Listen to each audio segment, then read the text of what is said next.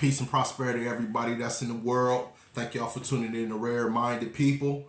Y'all chilling with y'all, homie. Yeah. Make sure y'all hit that like and that subscribe, and make sure y'all share this content.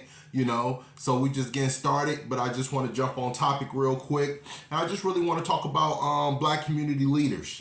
I want to talk about the black neighborhood. I want to talk about is it a destruction completely, or is it something to really look into? So that one day, potentially, that we'll be able to fix our own problems and quit fighting other people's wars and fight our own problems, And it's not about who you sleep with. So what? Who you in a room with? You know what I'm saying? A lot of people tripping on he with a white woman, or he with an Asian woman, or he with this woman, or she with this man. So what? So what? Because that's not your issue. You know what I'm saying? That's not changing the world. That man going on for thousands and thousands of years, and everybody arguing about the wrong topics. I don't understand what people are fighting for. It's so many people that's dying. You know what I'm saying? I guarantee the people in the funeral home and morticians, they not complaining. If you look, what's been the best field over the last 10, 15 years, I guarantee it's been the mortician assistants or something in that field. A pastor, rent out your church, so everybody could grieve and eat at your church, or you the one that's, getting the shout out so you could go eat, so you could preach. I don't really see nobody speaking up for the black community and really doing anything. You know why? Because there's too many sellouts out here, right? This is what you do. You get a lot of people that's really tied into these little political arenas where they want some grant money. That's all they want. They just want a pat on the back, or they want to congratulate the person that's in the positions that's doing nothing for nobody. The only thing they doing is being their friend. And that's why, me personally, I don't understand. You know what I'm saying? None of these goddamn so-called black leaders out here, because they mislead everybody. They mislead everybody to a graveyard, and somebody got to be held accountable for their actions. You know what I'm saying? We all get held accountable for for our actions. If I did anything out here that's grimy, I guarantee I'd be held accountable for those actions. So I feel like those people that's in the arena of so-called saving lives and things like that, whatever they say, they should be able to back up their words. Because from my perspective, they ain't backing up nothing.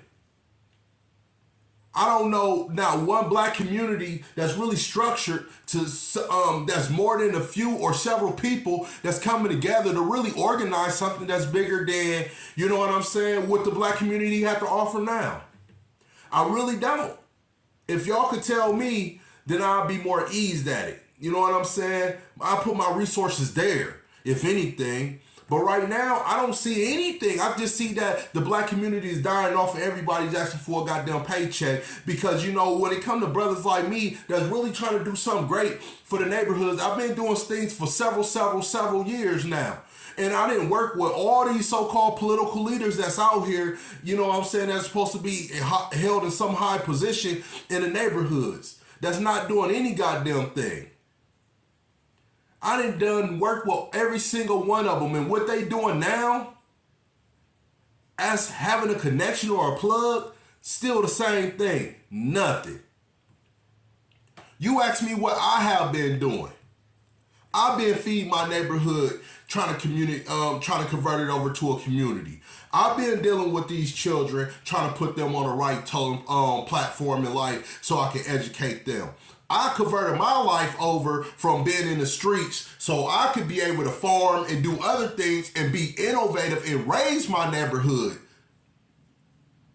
to be a community. But what support have I given? That I have been given, but what support I have given them? All of it. But the love is not reciprocated. Because nobody want to be held accountable. Fuck the black community. These women around here being something that they're not. These men being in a situation where they want to be dictators and they have no control of their own goddamn lives. We got to take the time out and look at ourselves in the mirror and start fixing our fucking homes instead of just having somewhere to live at. Because morally, we have something out on us that we don't want. You know what I'm saying? When it comes to football and shit like that, you got coaches, mandatory black people. Because they feel like the white boys is not qualified in some type of workforce. You gotta have that coon ass nigga on the workforce, so that y'all punk and play these racist jokes with, and he okay with it. Then in the political field, you got a motherfucker with no hair on his face that want to be the spokesman for the neighborhoods that he truly don't represent, that he's not in. As I said on one of my other videos, how the pastors will do your eulogy, but they won't come out and save nobody. They don't even come out and talk to the community. If they do, they don't even follow through with their words. They just get pat on the back for that moment and want to say that they did God's work, and they ain't even did a fucking thing. That's my whole issue. I don't understand these people, man. It's like they fucking alienated. Or maybe I come from a whole bunch of a different, you know what I'm saying, subroot or root race or something. Because I don't understand these people's ideology that's in the black community, because they letting this community die off. Do we have a fucking chance? They want to stick to something that's political. It's bigger than your fucking political mind frame. Period. I don't know, y'all. You know what I'm saying? Y'all tell me what y'all think about that, because I feel like the black community is not making no progress unless these gatekeepers die off. And for one, we got to get out of our own way. For two, quit fighting other people's battles. You know what I mean? And focus on our battles. You feel me? And quit fighting other people's battles. Because that's what it's meant for. Because every battle we fought somebody else's war. We ain't fighting our own wars nowadays. The black communities are getting gentrified. And everybody happy to get a fucking dollar in their pocket to be put in a position where they don't got to worry about nothing else. You feel me? Y'all can speak for them, you feel me? I just don't understand them, though. But I'm going to let y'all hear some of this sucker shit real quick, though. I mean, this come from Fox News, y'all. You see what I'm saying? It's like an apology from to DeSantis or something, you know what I mean, from the black community. And that's why, you know what I'm saying? And that's why we can't be able to make progress, because there's so many political groups that's out here crying for grant money. You see what I'm saying? Where it's just holding effect on all of us, where it's not going to be able to get us nowhere in life, because we're not striving for anything that's different, because everybody's just looking, you know what I'm saying, for a handout. Nobody is not taking no accountability for anything. So we got to get on that level where we in the mind frame of achieving, not just for us, but for the babies and everybody else that represent, you know what I'm saying, these poor neighborhoods and stuff like that, though. You know what I'm saying? Well, I don't want to hold y'all up too much, though. Check out this video. You know what I'm saying? An apology. This comes days after a board member tweeted out, quote, "Our governor is a racist. Remember me for anything. Remember me for saying that on the record." I think this is a Florida group, y'all. The board had to apologize. The board's chair writing, quote, "We take it hard when someone uses the term racist. Words matter. So as chair, I must start by saying we want to pull that back. There's nothing wrong with saying we're sorry.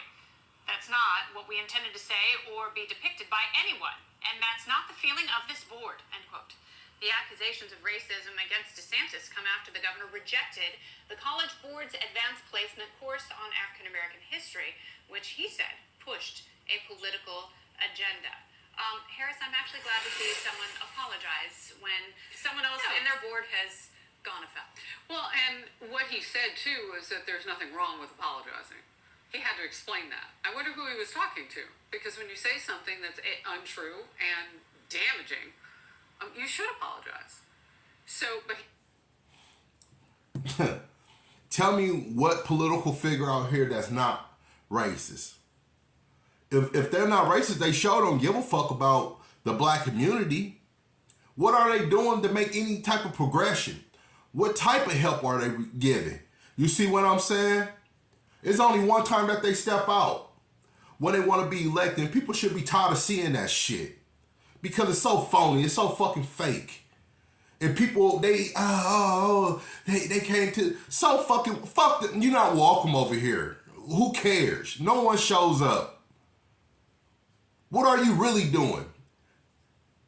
And that's what it's time for. You gotta keep these people accountable for who the fuck they are. If you don't like them, hold them accountable. And hold the motherfuckers that's accountable that's representing them as well. You see what I'm saying?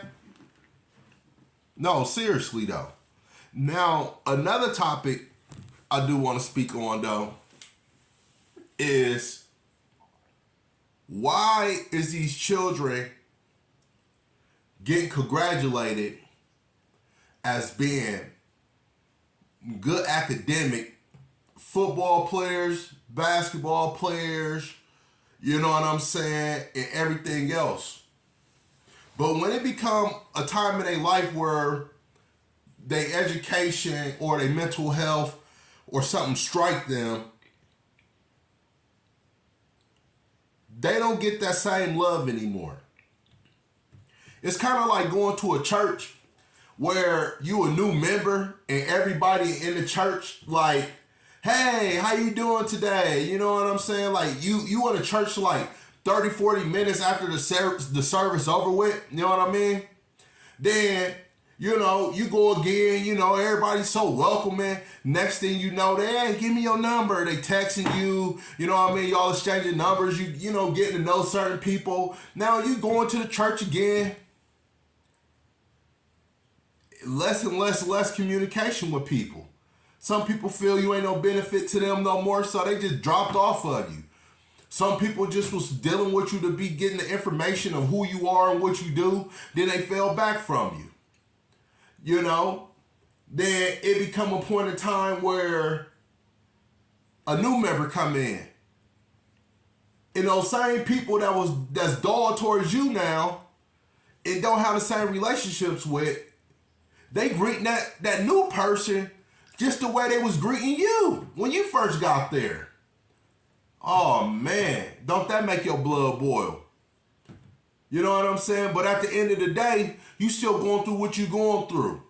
Because after you leave there, you back to your normal life and you haven't made any progress from being in that situation besides feeling from inner you that you have been put on a certain totem pole with God or have manifested something in your life where you feel welcome now. Or you might not feel welcome and you might feel disturbed being there because you just want to be a part of a certain social group. So the narrative, what I'm painting is you're not only dealing with adults, you're dealing with children. You dealing with undeveloped children.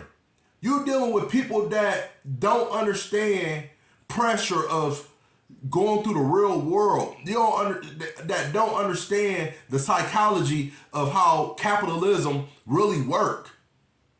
Then you go off into a narrative where these children are getting painted in a certain light.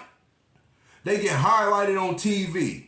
Nowadays, they get recorded on their phones and people making scripts of them, you know. One person told me, you know, we sitting there chilling with me and my cousin, the guy, you know, that was hanging with me. He said, that's such and such? I said, yeah. He said, man, I remember playing with him on my game. I said, oh yeah? He said, yeah, he used to be one of my favorite players. I used to put his name on my game to play with him.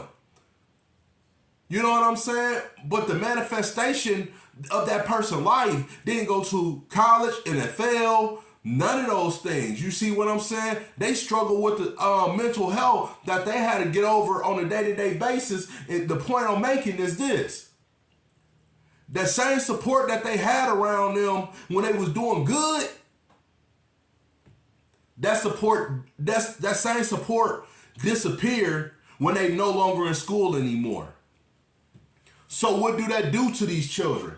That damage their mental health. Why? Because all throughout high school they had support around them. They had a fucking coach that'd call their mamas, call to check and see how their academics are doing and everything else. But you know what? Now that they out of school, they focus on that next player. Now that they injured on the sideline and can't play no more and got to change their career, they coaching the next person in their position. They forgot about them. They not practicing with them. Do they really want to see them come up in the world as children that's really, really efficient in life and able to do something? Maybe not. Why? Because 9 times out of 10 them coaches ain't doing shit with themselves in life. Name good teachers that's really got some money about themselves that really could teach people how to do things, because nowadays it ain't about morality no more. It's about the fucking money you got. And if you don't got the proper experience, money, or whatever, then you're not qualified to educate certain people, because people ain't gonna listen to you if you're not qualified and if you don't meet their certain credentials. You see what I'm saying? You know, and this a joke. And this a joke. It's called John B. Christ. You know what I'm saying? I guess he's a funny skit guy though, but this some real shit though. You feel me? You know what I mean? Like, we gotta really understand what we getting ourselves into when we dealing with a lot of these coaches and academics and stuff like that. Because sometimes it just be a waste of time dealing with these goddamn coaches and these children in certain leagues and stuff like that. Parents, y'all could be doing something more efficient with y'all time. But one thing I will say for sure though, I do be happy. I do be happy that these children ain't in the streets. That's one thing I can say. I'd rather for them to be on the field, you know what I mean, playing football, than in the field selling drugs, though. I will say that for sure. I will say I'd rather see them in the field, you know what I'm saying, playing football, than the field of desire to kill people or even scheme.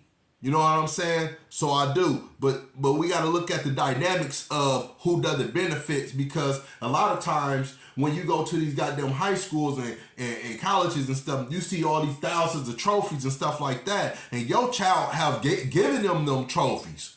But guess what? After your child graduate, they don't have no spot for your child anymore.